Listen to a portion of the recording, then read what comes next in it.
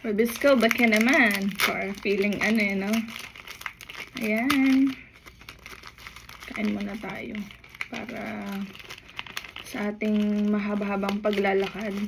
So, yung kasama ko sa work, nandun siya ngayon sa Madrid, Spain. Siya naman yung naglibot. Last year kasi nandun kami. So, napuntahan ko na yung mga magagandang location doon. Marami pa, pero sa akin okay na yun. Sapat na yun. By the way guys, dito sa sa Spain, tawag dito, wala silang bidet. So, kailangan yung magdala ng wet tissues or otherwise, yung mineral water na ginamit ninyo, huwag nyong itatapon yung bote. At yun yung gamitin yung pang alam nyo na. So, yun. So far, okay dito sa natirhan ko. Sinabuk yung hotel.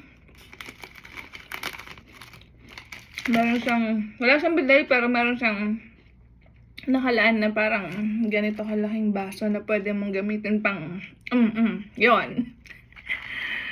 Ayun lang.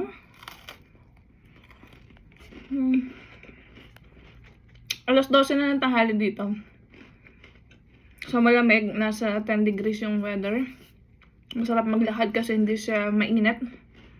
Medyo gloomy yung weather, makulimlim. Excited na ako. Gagalak si mama.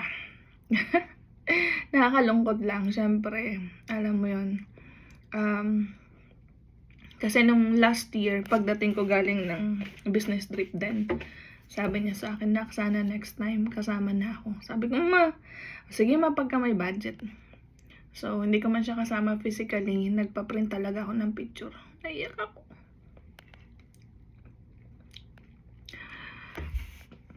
Kasi si mama gusto niya lang naman mag-travel. Yun yung parang gusto, yung dream niya.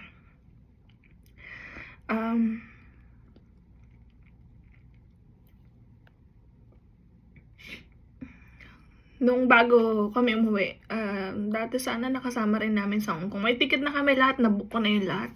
Pati hotel and everything, pati Wala ganun talaga siguro ang buhay. Sayang, maraming pangarap kami kay mama, kay papa. Na. Pero andyan pa rin si papa. Ang wish namin kay papa na sana lumakas talaga siya ng gusto yung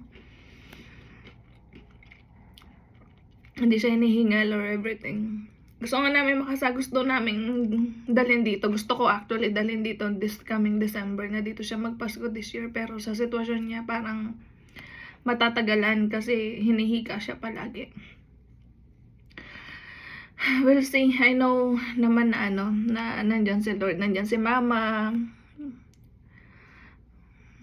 Binabantayan kami and everything. Ayun. Kaya sa mga nandyan, yung buo pa yung pamilya nyo, lagi nyong paramdam sa parents nyo kung gaano nyo sila kamahal. Although kami naman, kami, very vocal kami sa magulang namin. Minsan may mga tampuhan, pero normal lang. Pero after nun, talagang mama, sorry, I love you, mama, ganun. Wala na yung mama namin na laging pinagpipray kami everyday yung tuwing message niya, lagi may kasamang prayer. Ayan. Tour natin kayo.